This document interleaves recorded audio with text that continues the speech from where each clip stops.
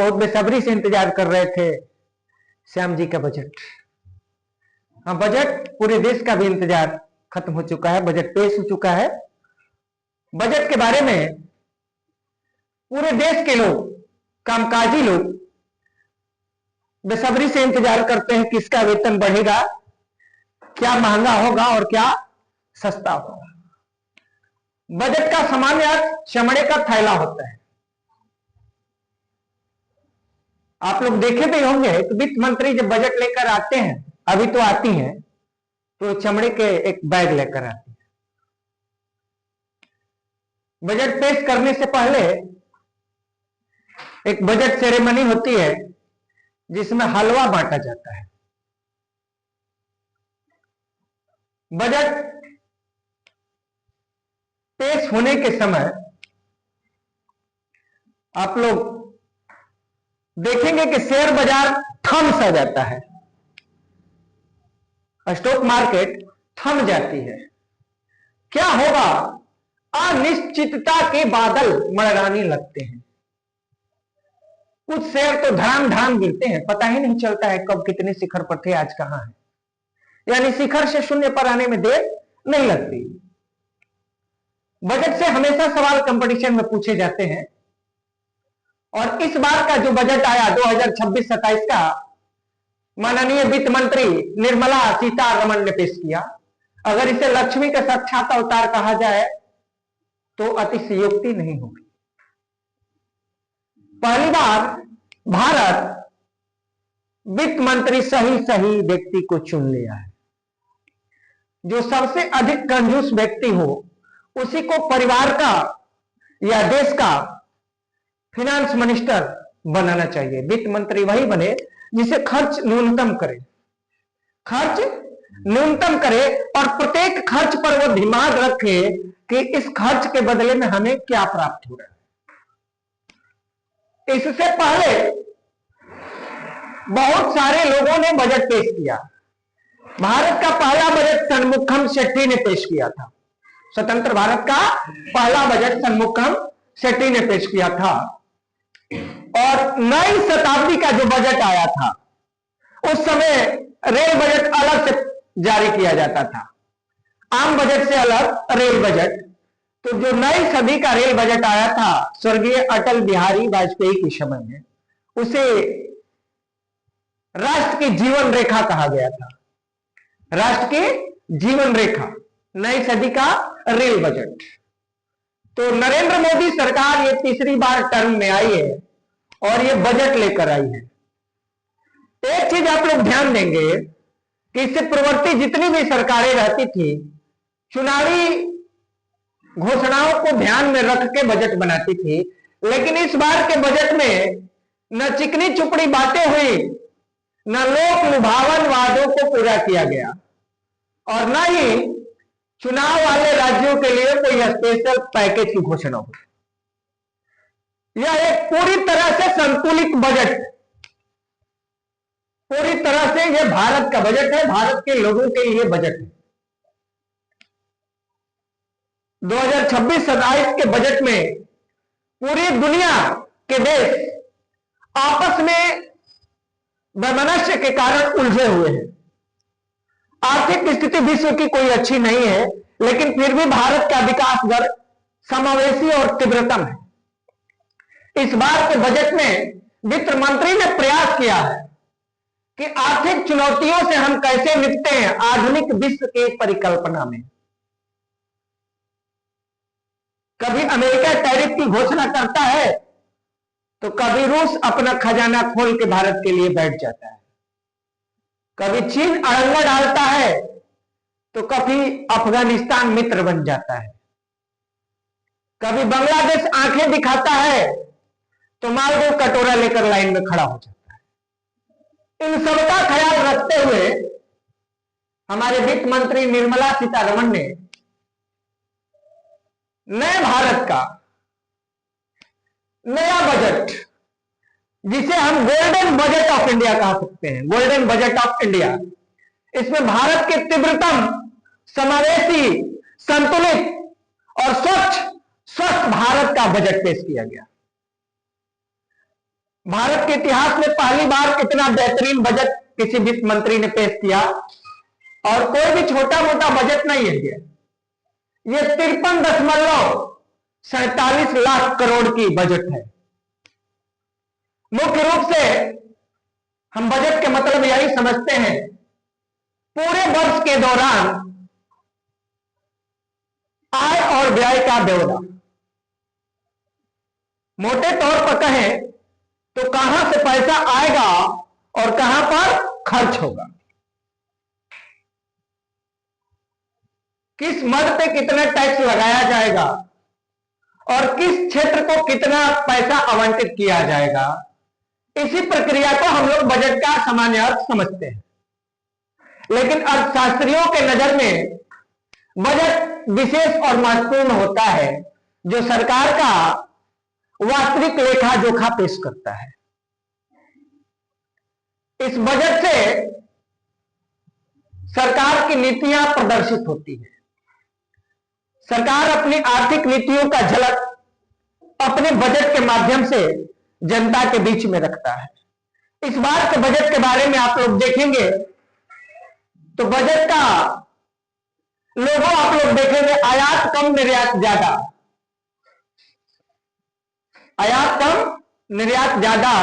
सुनने में जरा अजीब सा लगता है। पहली बार भारत के बजट में ऐसा आया है कि हम आयात कम करेंगे, निर्यात अधिक करेंगे, यानी ग्लोबल पावर बनना है भारत को। मैन्युफैक्चरिंग का सुपर हब नहीं, सुपर हब। सेमीकंडक्टर असेंबल नहीं होंगे, सेमीकंडक्टर के पूरे का पूरा निर्माण प्रक्रिया भारत में होगी। इसके अलावे बहुत ऐसी चीजों की घोषणा इस बजट में की गई है जो भारत को 50 साल आगे लेकर जाएगा। रेयर अर्थ मूवमेंट, दुर्लभ मृदा धातुएं के क्षेत्र में जो आज की आधुनिक टेक्नोलॉजी चल रही, एआई, आर्टिफिशियल इंटेलिजेंस पर भी फोकस रखा गया है। एआई के मदद से, एआई के उपयोग के लिए, एआई के एजुकेशन के लिए और एआई के हब बनाने के लिए पूरे भारत में नए नए संस्थानों की घोषणा की गई है। चाहे शिक्षा का क्षेत्र हो, स्वास्थ्य का क्षेत्र हो, हाईवे हो, रोडवेज हो, रेलवे हो, या किसी भी तरह की कनेक्टिविटी हो, या आईटी सेक्टर हो, सभी सेक्टरों पर पूरा ध्यान दिया गया है। और सबसे रही महत्वपूर्ण बात, तो इस बजट में सबका ख्याल रखा गया है। किसानों का, युवाओं का, गृहिणियों का, बच्चों का, यहां तक कि पर्यावरण का भी ख्याल रखा गया है। इसीलिए इसे हम संतुलित बजट कह सकते हैं। लेकिन संतुलित बजट से ज्यादा बेहतर है इसे स्वर्णिम बजट कहें तो ज्यादा बेहतर होगा। भारतीय इतिहास में पहली बार अगर स्वर्णिम बजट कहा जाएगा 2026-27 का बजट अब तक का सबसे बड़ा बजट।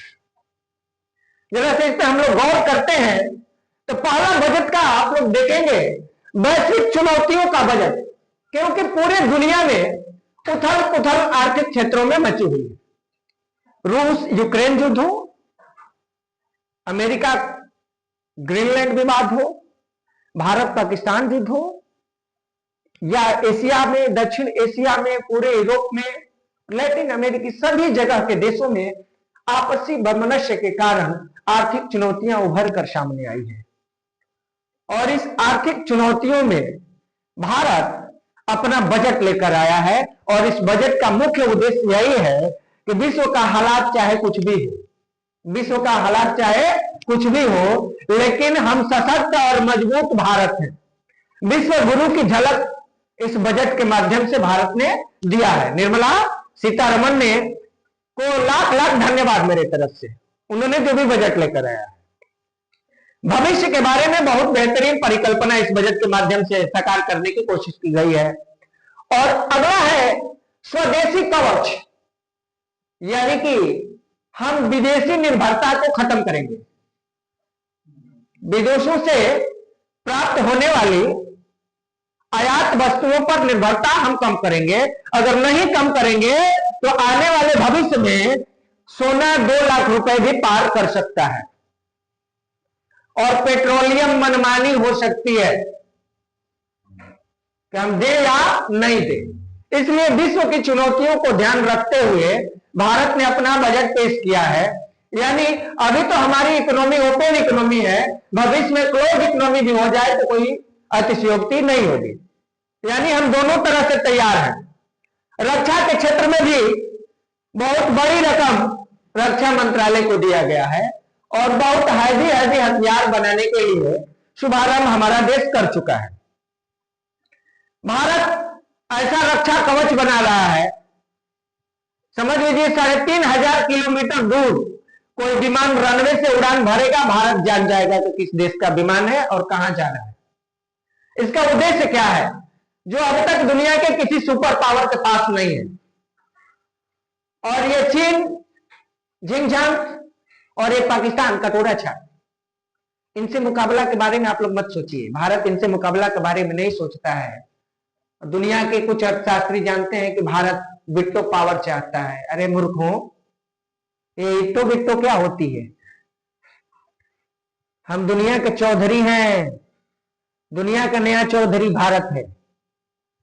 मेरे पहले वीडियो में आप लोग देख चुके होंगे चौधराहट की जंग। तो चौधराहट की जंग का एक पहला झलक बजट से दिखाया जा रहा है। यह अखंड भारत की संकल्पना को परिकल्पित रूप है, ये उसे साकार करने का। क्योंकि आने वाले भविष्य में पाकिस्तान और बांग्लादेश के लिए भी बजट की घोषणा भारत से, दिल्ली से ही होगी, यह जान लीजिएगा।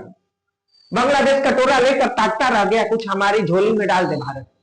अफगानिस्तान को दिया, नेपाल को दिया, भूटान को दिया, मालदीव को दिया, लेकिन पाकिस्तान और बांग्लादेश ये जिहादी पिल्ले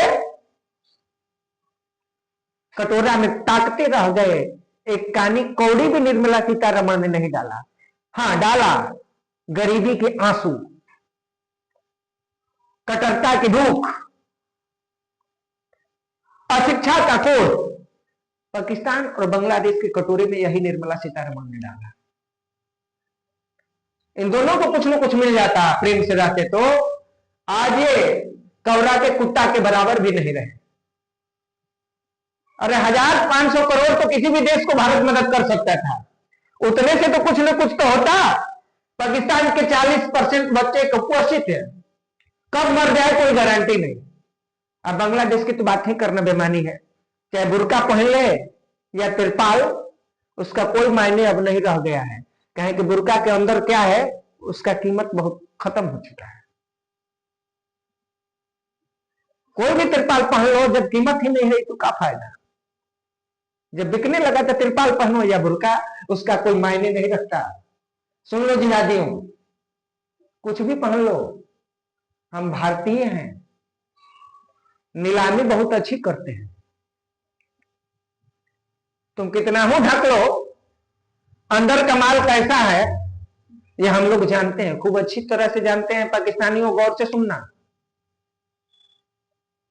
कौन सी संतान गर्भ में पल रही है यदि हम जानते हैं। हो तो हमारे ही ना, बेटा हो, नाती हो तो हमारे। तुम कुछ भी कहो, लेकिन हम जानते हैं कि असली बाप हम हैं तुम्हारे। अगला आप लोग ध्यान देंगे इस बजट पे। इस बजट के माध्यम से भारत ने दुनिया के न जाने कितने देशों का पिछवाड़ा लाल तावे पर रख दिया है। चाहे अमेरिका हो या फ्रांस, चीन हो या रूस, मित्र हो, दोस्त हो या कट्टर दुश्मन, जली तो सबकी है। जली तो सबकी है। कोई मुस्कुरा के बर्दाश्त कर लिया, कोई भड़ास निकाल के। तो इतना पावर, सुपर पावर भारत बन चुका है आज। इस भारत को किसी इट्टो बिट्टो की जरूरत नहीं है और हम दुनिया की चुनौतियों का सामना बखूबी करना जानते हैं। और दुनिया में चाहे किसी भी देश का प्रॉब्लम हो, हम लोग डील कर देंगे। सुपर पावर की जरूरत नहीं है। भारत सुपर पावर नहीं बनना चाहता। भारत यूनिवर्सल पावर बन चुका है।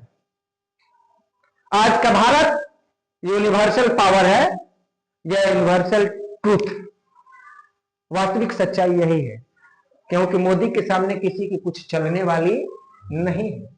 चाहे ट्रंपवा हो और चाहे जिनपिंगवा, ये दोनों का कुछ होने वाला मोदी के सामने नहीं है। 53.47 लाख करोड़ रुपया देख कर ही कितने लोगों की छाती पर सांप लौटने लगा होगा। बाप रे बाप, ये कितना बड़ा बजट है। अरे ये बजट भारत के लोगों के लिए, भारत के मित्रों के लिए है, दुश्मनों के लिए एक काल जारी हुआ है। 140 करोड़ लोगों के लिए सुधारों की यात्रा को सशक्त करना, यानी भारत के प्रत्येक नागरिक को शिक्षा, स्वास्थ्य, भोजन, आवास, कपड़ा, रोजगार और आधुनिक तकनीकों से लैस करने के लिए यह बजट लाया गया है। इसके प्रमुख बिंदुओं के बारे में हम लोग जानते हैं। तो पहला है सुशिक्षित समाज, यानी 100% लिटरेसी होगी भारत की, साक्षरता 100% होगी, और जहां 100% है वहां उच्च शिक्षा की ओर कदम बढ़ाया जाएगा और तकनीकी शिक्षा की ओर इसे जोर दिया गया है। इसलिए प्रत्येक राज्यों में विभिन्न तरह के संस्थान खुलेंगे, तकनीकी संस्थान, और हाई क्लास के खुलेंगे, वर्ल्ड क्लास के।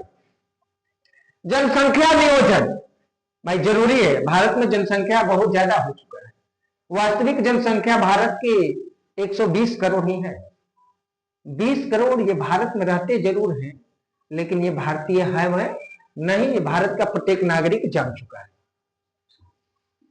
उन लोगों के लिए बजट नहीं है जो बाकी 20 करोड़ यहाँ आके बसे हुए हैं, वो पढ़ ले, उनको कुछ नहीं, और जो मिला है वो ले लिया जाएगा मोदी गवर्नमेंट से, क्योंकि आरएसएस का छाप है।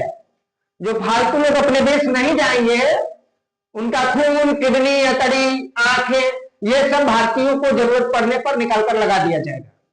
इसलिए अपने देश चले जाएं, नहीं तो अपने अंग को दान करने के लिए तैयार रहेंगे आप लोग। फ्री का माल भारत में बंटने वाला नहीं है, क्योंकि ये कांग्रेस नहीं है, ये भारत की ओरिजिनल पार्टी है, भारतीय जनता पार्टी।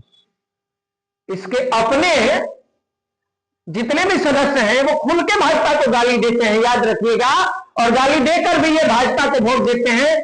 कांग्रेस में ऐसा नहीं होता है कि आप कांग्रेस को गाली देकर कांग्रेस में रह जाए, क्योंकि कोई बापौती पार्टी है ना। एक चीज याद आ गई हमें, बाबा नागार्जुन की एक कविता, छोटी कविता, इंदू जी क्या हुआ, इंदू जी क्या हुआ, बेटे को टरका गई, बेटे को टरका गई, अब बाप को डुबा गई, इंदू जी क्या हुआ। ये वही कांग्रेस है जो अपने पूर्वजों को, अरमानों को दफन कर देती है। तो भारत के लोगों को दफन करने में से 5 मिनट भी नहीं लगेगा। देशवासियों होशियार रहिए इस कांग्रेस से। स्वस्थ समाज, पहले से स्वास्थ्य के क्षेत्र में आयुष्मान कार्ड, स्मार्ट कार्ड देश में बना हुआ है। उसका दायरा अब संपूर्ण जनसंख्या को कवर करने का प्रयास किया गया है इस बजट के माध्यम से, कि देश में अमीर हो या गरीब हो, उसे स्वास्थ्य के लिए भटकना न पड़े, स्वास्थ्य के प्रति वो टेंशन फ्री रहे। इलाज की समुचित व्यवस्था की गई है। कुछ दवाएं, कैंसर, डायबिटीज वगैरह की जो दवाई है, इस बजट के माध्यम से जरूरी दवाओं को सस्ता करने का प्रयास किया गया है। नारी सशक्तिकरण, हाँ जी, नारी सशक्तिकरण। आप लोग देख चुके हैं ऑपरेशन सिंदूर के दौरान कि कितनी सशक्त भारत की नारी है। ये अटैक तो करती हैं, लेकिन जब जहां मन जैसे नहीं, सिर्फ वही अटैक करेगी कि जहां से हिल ना पाओ। जितने बदन में जोड़ हैं वही वही अटैक करती है ये भारत की नारियां। ये शक्ति स्वरूपा है। अगर विश्व में किसी को शक हो तो पाकिस्तान ने पूछ लीजिए कि भारत की नागरिकों की शक्ति कैसी है। कोई एयरबेस बचा नहीं, कोई अणु बम, परमाणु बम यहां काम करने वाला नहीं है भारत में, क्योंकि वो सब बम की धमकी की धमकी तो हम समझते नहीं है। भारत के लोगों के लिए ये धमकियां मायने नहीं रखती है। आगे आते हैं तो गरीबी उन्मूलन। ये भाई ये टॉपिक है, गरीबी उन्मूलन। भारत के लोग अपने से कब कहे कि हम गरीबी मुक्त हो गए, बुलेट से चावल लाने जाते हैं, वाईफाई का इस्तेमाल करते हैं, शौचालय में लैट्रिन करते हैं, स्मार्ट कार्ड का यूज करते हैं, पेंशन पाते हैं, लेकिन अभी तक किसी ने ये कहा नहीं कि अब मैं गरीबी मुक्त हो गया हूं, छोड़ दो। और यह हमारे देश के लिए कलंक है। चाहे डीएम बन जाए, चाहे मंत्री बन जाएगा, लेकिन रहेगा तो चमक। केस करने के लिए वो कहता है मैं चमार हूं, मैं दुसाध हूं, मैं गरीब हूं, मैं दलित हूं। चाहे वो किसी पद पे रहे, तो हम लोग भी खुश हैं। आखिर में तो अपने औकात पर आ गया। डीएम कहता है कि मैं हरिजन हूं, तो उसको तो रेल में कट के मर जाना चाहिए। मंत्री कहता है कि गांव का मुखिया हमें चमार को मार रहा है। एससी एसटी एक्ट में मंत्री लोग किसी को फंसा रहे हैं, यह संविधान के लिए कितनी कलंक की बात है। ये बाबा साहेब की दुहाई देते हैं, ये बाबा साहेब की औलाद भी नहीं है। मैं गारंटी के साथ कहता हूं, ये बाबा साहेब की औलाद नहीं है। ये जोगेंद्र नाथ मंडल के नालायक औलाद है, जो बाबा साहेब के नाम पर देश में कलंक घोलते हैं। गरीबी है, सभी जगह है, हर समाज में है।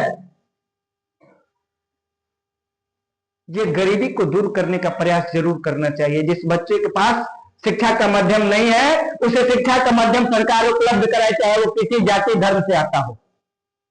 जो गरीब बेटियां हैं, उनके लिए समुचित रोजगार की व्यवस्था किया जाए। जो गरीब युवाएं हैं, उनके लिए बेहतर रोजगार की व्यवस्था किया जाए, ना तो उन्हें जाति में उलझाकर रखा जाए। ये राजनीतिक रोटी जो सेका जाता है नेताओं के, मंत्रियों के द्वारा, इसका सफाया होना चाहिए। शायद उसके बाद हमारा देश गरीबी मुक्त होगा। वास्तविक में भारत में 1% भी गरीबी नहीं है। ये कांग्रेस का भारत नहीं है। 19 रुपया कमाने वाला गांव में और 22 रुपया कमाने वाला 24 रुपया शहर में धनी हो गया है, वो भारत नहीं है। ये पेट नाप कर गरीबी तय करने वाला भारत नहीं है। ये सुविधाओं को नाप कर गरीबी तय करता है। एचडीआई को मानने वाला भारत है आज। पर्यावरण का संरक्षण, हाँ भाई, पर्यावरण का संरक्षण जरूरी है। एक वृक्ष 10 पुत्र समान। इसलिए वृक्ष पर आप लोग विशेष फोकस करें। हर आंगन में वृक्षों की जरूरत है भाई। अब कहिएगा तो आंगन ही नहीं है तो वृक्ष कहां से? अरे भाई कुछ तो सीखिए। कांग्रेस के एक मंत्री थे पी चिदम्बरम, वो गमले में गोभी 50-50 हजार के उपजाते थे। याद करिएगा इस बात को कि गमले में 50-50 हजार की गोभी उनका उपज जाते थे। तो हम लोग प्रयास करें तो कुछ पौधे गमले में लगा सकते हैं। पर्यावरण संरक्षण के लिए हमें आगे आना होगा। अगर सनातन प्रेमी है तो पर्यावरण के प्रेमी होना अनिवार्य होगा हमारे लिए, क्योंकि हमारी परंपरा में ही वृक्ष को देवता माना गया है, नदियों को देवता माना गया है, धरती को देवता माना गया है। सारे जीवों में हम लोग देवों को देखते हैं। अतिथि देवो भव तो हम कहते हैं, लेकिन यह भी जानते हैं कि ईश्वर का निवास प्रत्येक कण में है। इसलिए सभी जीवों पर हम लोग करुणा और दया रखना चाहिए। और खासकर आज के दौर में पर्यावरण की रक्षा बहुत जरूरी है, क्योंकि जब गर्मी के दिन आती है तो एसी कूलर सब फेल कर जाते हैं, लेकिन वृक्ष के छांव में हमें आनंद आता है। इसलिए वृक्षों के न काटा जाए, उन्हें अधिक से अधिक लगाने पर हम लोग जनता भी इस काम में योगदान दे। सबसे बढ़कर जनता को आगे आना होगा, तब पर्यावरण संरक्षण हम लोग दुनिया को बता सकते हैं कि हम वेद वाले हैं, यानी ज्ञान वाले हैं। वेद का मतलब ज्ञान होता है। हम ज्ञान वाले हैं, ज्ञान की भूमि से निकले हैं। जल प्रबंधन, हमारे देश में वर्षा के द्वारा बहुत काफी जल आते हैं, लेकिन वो सारे जल किसी न किसी माध्यम से हम लोग कुछ का प्रयोग करते हैं, बाकी सभी शुद्ध जल समुद्र में चला जाता है, जो इस देश के लिए बहुत बड़ी आर्थिक क्षति है। इस क्षति से बचने के लिए हमें नदियों, तालाबों, आहर, पाइन और घरेलू माध्यम से जल संरक्षण की ओर ध्यान केंद्रित करना होगा। क्योंकि जब 60, 65, 30, 35 फीट पे पानी मिलता था, आज 300 फीट पे मिलता है। और खासकर मैं भारत सरकार से निवेदन करूंगा, जो ये पानी वाला बिजनेस चल रहा है, बोतल वाला, इसे बंद करा दो। देश के वाटर लेवल सही हो जाएगा। प्लीज मोदी जी, ये जो घर घर पानी वाटर सप्लाई वाला जो धंधा है, इसे बंद करा दो। धरती करा रही है, इतने ये पानी निकाल कर बेच रहे हैं। ये धंधे को बंद करा दोगे, वाटर लेवल रिफॉर्म हो जाएगा, सही हो जाएगा। प्लीज ये पानी का धंधा आप बंद कराओ। ये देश गरीब नहीं है। जिस देश में बोतल बंद पानी बिके, वहां गरीबी की बात करना बेईमानी लगती है। इसके बाद आते हैं, हम लोग स्पष्टता से जानते हैं कि इस बजट का मुख्य उद्देश्य क्या है। आत्मनिर्भरता, यानी दुनिया के किसी देश पर हम निर्भर नहीं रहने वाले हैं। चाहे रूस हो, फ्रांस हो, अमेरिका हो, चीन, हमें कोई से कोई लेना देना नहीं। क्योंकि आज रेयर अर्थ मूवर्स के लिए भी बजट जारी हो चुका है, जो हम विदेशों पर निर्भर थे उसके लिए भी, उसके अनुसंधान के लिए भी, उसके खोज के लिए भी, और उसके उपयोग के लिए और उसका तकनीकी प्रयोग के लिए बड़े बड़े संस्थानों की भी घोषणा हो चुकी है। और स्वास्थ्य के क्षेत्र में संपूर्ण भारत के प्रत्येक जिले में ट्रामा सेंटर की घोषणा की गई है। यानी लड़ भिड़ के कहीं से आओ, ट्रामा सेंटर में भर्ती हो जाओ। ध्यान दीजिएगा, लड़ने भिड़ने का प्रयास मत करिएगा, बाई द वे कभी हो जाए इसलिए है, ये नहीं कि हम बता दिए ट्रामा सेंटर हर जिला में अभी जाके लड़ जाइए, ऐसा मत करिएगा भाई, आप बहुत कीमती है। सशक्त भारत, ये आंख में आंख डालकर बात करने वाला भारत अब नहीं रहा। नरेंद्र मोदी ने कहा कि हम न आंख झुका के बात करेंगे, न आंख उठा के बात करेंगे, आंख में आंख डाल के नैनाचार करेंगे। अब नैनाचार करने वाला भारत नहीं है, कभी अखियां मिलाऊं कभी अखियां चुराऊं वाला भारत नहीं है। ये वो भारत है, आंख मिलाओ नहीं तो आंख निकालकर हाथ में दे देंगे। आज का भारत आंख मिलाओ या आंख निकालकर तुम्हारे हाथों में रख देंगे, वो भारत है। चाहे चीन हो, रूस हो, फ्रांस हो, अमेरिका हो, या दुनिया का एक समय में बादशाह रहा ब्रिटेन, ये सबको मालूम हो चुका है ये आंख में आंख डालने वाला नहीं, आंख निकालने वाला भारत है आज का भारत। इसके अन्नदाता विधाता, भाग्य विधाता किसानों पर मुख्य रूप से फोकस किया गया है। इन्हीं किसानों के लिए अमेरिका से टसन है, जो भारत और अमेरिका में टसन है वो किसानों के लिए है। हम मुख्य रूप से धार्मिक देश, मनुष्यों का देश है भारत। और आज आप लोग जान लीजिएगा कि जो लोग के शरीर बदबू देता है, इतिहास में उन्हें ही मलेच्छ कहा गया है, और आज भी मलेच्छ वही लोग हैं। तो बदबू वाले लोग भारत को थोड़ा परेशान करते हैं, शुरू से करते हैं, अभी भी कर रहे हैं।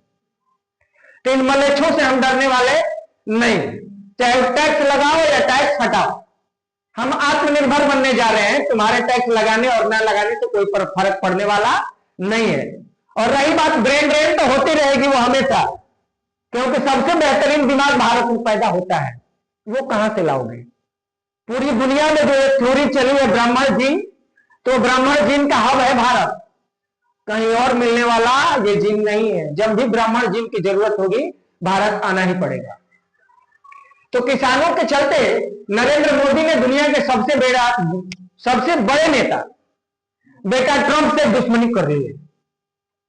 कहता था ट्रंप कि मेरे गाय का दूध दही घी भारत में बिके। नरेंद्र मोदी बोले कि यहां गैया माता का दूध दही बिकने वाला है,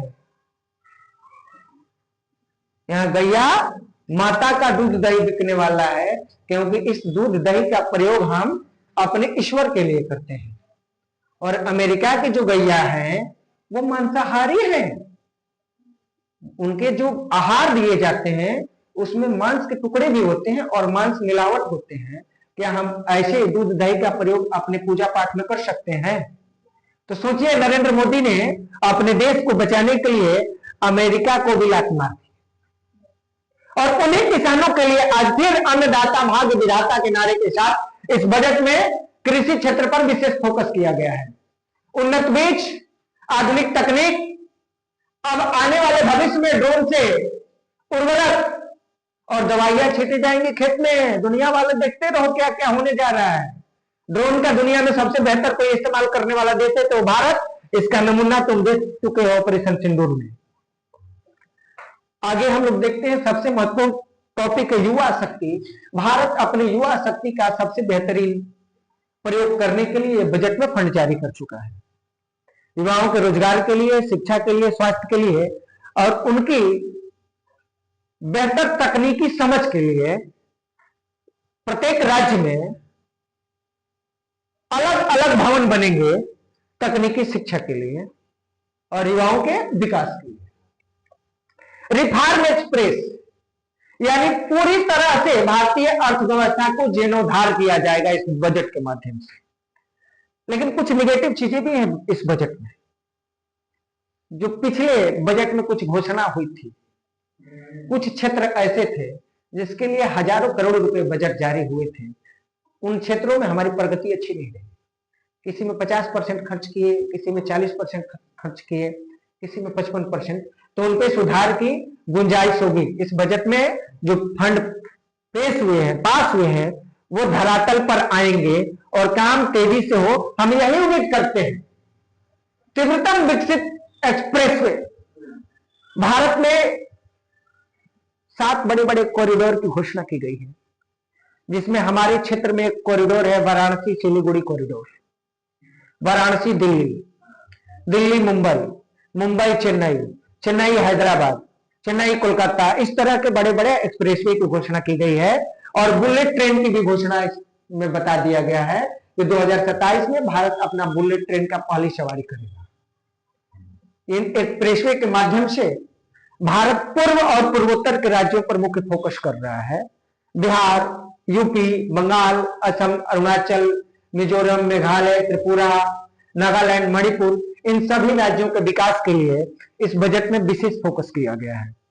हाईवे, रोडवे, रेलवे, सब तरह का विकास पूर्वोत्तर का करना महत्वपूर्णता से इसमें जाना गया है। क्यों? क्योंकि पश्चिमी राज्यों की तुलना में पूर्व और पूर्वोत्तर के राज्यों का विकास वास्तविक में कम हुआ है।